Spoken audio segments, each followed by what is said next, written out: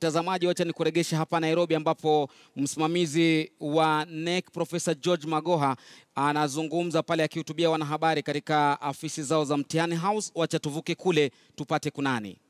Wrote the right answers and then they cancelled and replaced with the answers that were given by somebody else, which in most instances was wrong. So that's something for you people to take. During the administration and processing of 2017 Kenya Certificate of Secondary Education, KNEC, the Kenya National Examination Council, KNEC, received a number of reports of alleged examination malpractices. Some of these reported malpractices were handled during the marking process. The Council, however, documented 64 centers that were reported to have engaged in examination malpractices. Investigations were concluded in 54 of the centers before the release of the said examinations on the 20th of December of last year. More time was, however, required to complete investigations for the remaining 10 centers, which had a total of 1,727 candidates.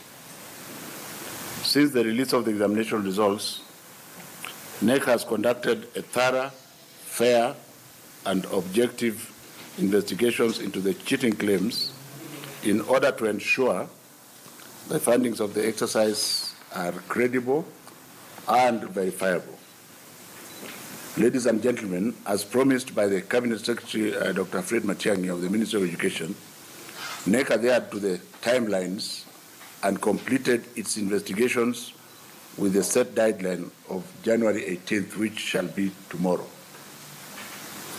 In doing so, KNEC adhered to the Kenya National Examination Council Handling of Examinations Irregularities Rules of 2015, Legal Notice number 132 of 2015, which states that, and I quote, A, withhold results of any candidate or examination center suspected to have been involved in any examination irregularity or malpractice pending investigations, and B, conduct investigations into the reports of alleged examination irregularities, end of quote. Allegations of cheating in the 10 centers. 10 centers whose results were withheld were reported to have been involved in all or some of the following forms, types of examination irregularities. 1, possession of mobile phones having examination materials. 11 candidates were found in possession of such phones. 2, smuggling of written unauthorized information into the examination room. 9 candidates were found with unauthorized materials in one of the examination centers during the examinations. 3, collusion during examination as detected through cases where candidates produced identical responses in 8 centers.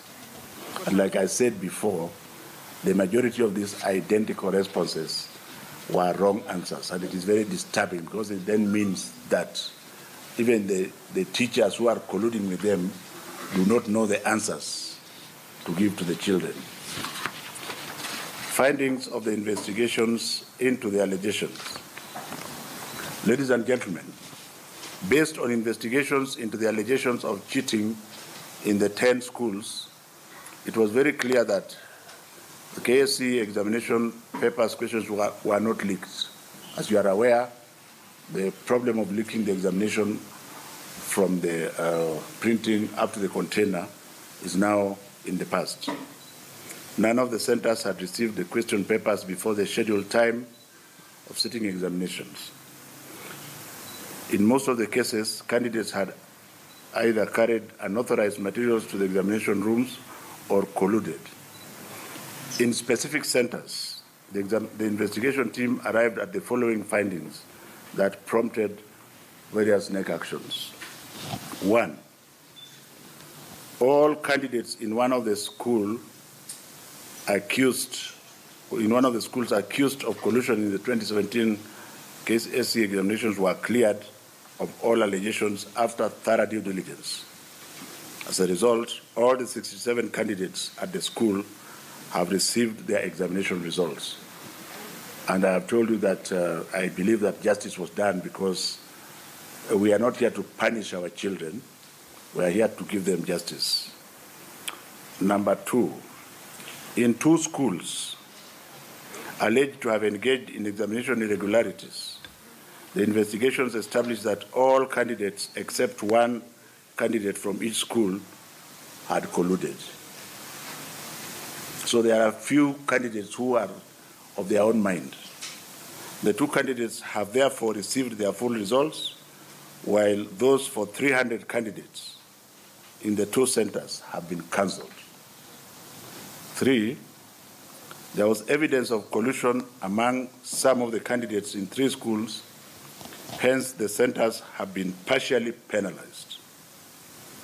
The Council has therefore released results of 453 candidates and cancelled results for another 163 candidates who are found to have colluded in the 3 schools. 4, in 4 schools, there was evidence of massive irregularities where all candidates were found to have colluded. Results of 772 candidates in these 4 schools have therefore been cancelled. Ladies and gentlemen, it is therefore regrettable that in total 1,205 candidates in 9 of the 10 centers alleged to have been involved in examination irregularities have had their examination results cancelled. Reports for each of the 10 schools have already been sent to them through their respective principals and county directors of education this morning. Candidates whose results have been cancelled, have been given another opportunity to register for the examination for this year. And the reason for this is that even though we have capacity to say we should bar the school from taking the exam, our aim here is not to punish any child, but to transform the child. And therefore, the Council has decided that all these candidates are at liberty to register again. And we have already sent information that we are closing registration for this year's exam on the 28th of February, 2018. The Kenya National Examination Council wishes to send a very strong warning to all examination candidates, schools, and the general public that the Council will not condone any form of examination malpractice. There were attempts by some individuals to gain prior access to question papers during the 2017 examination, but all these efforts were nipped in the bud. The Council will do everything in its powers to protect the sanctity of the national examination at all times. In the meantime, the Council has made necessary recommendations to the relevant agencies for further action regarding the conduct of contracted professionals who failed to do their duties as expected. Ladies and gentlemen, you will notice that I have not given you the list of the schools, and it is because of our children's rights. I believe that it is proper and just that the children should get their results first before we go viral with the names of the schools. We are also still doing further due diligence to ensure that when they access their results from tomorrow, it is only those who should access their results that will access them. Thank you very much, ladies and gentlemen. Yes? We're receiving questions. My name is Zinzi from KTN News. What happens to the teachers who colluded with the students? What happens to them? Ladies and gentlemen, you have to be fair to Kenya National Examination Council. Teachers are employed by the Teacher Service Commission, and like I've said, in the meantime, the Council has made necessary recommendations to the relevant agencies So, for example, if it is teachers, the recommendations will go to the Teachers Service Commission, and we stop there. Yes. Yes, I'm Shukri Wachu from KNEC. Just a follow-up on the same. When you're part of the committee of the members who are releasing the results, you said that you'll be forming a multi-sectoral task force. And I'm imagining that you were part of it. So, in regards to her question, probably what did you recommend to the task force?